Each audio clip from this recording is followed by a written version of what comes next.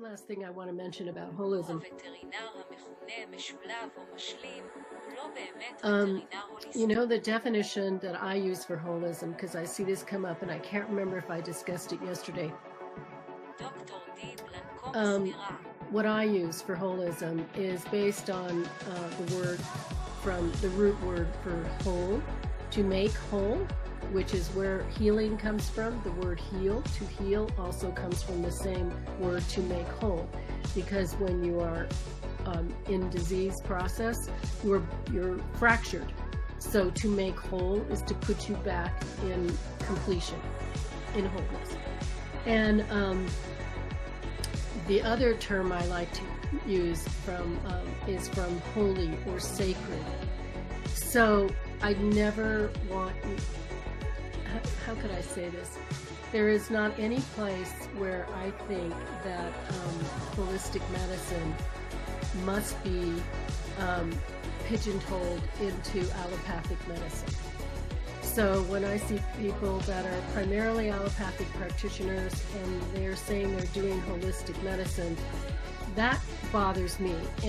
Just as it would bother somebody who says that they're a veterinary dentist and somebody is co-opting that title.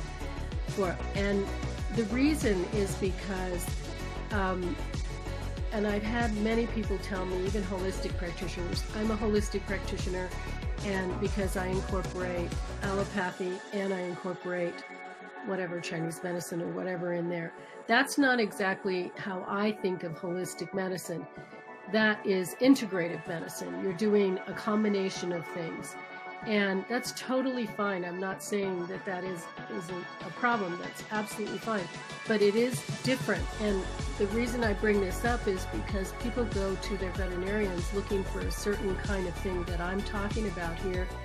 And then they walk out with something very, very different.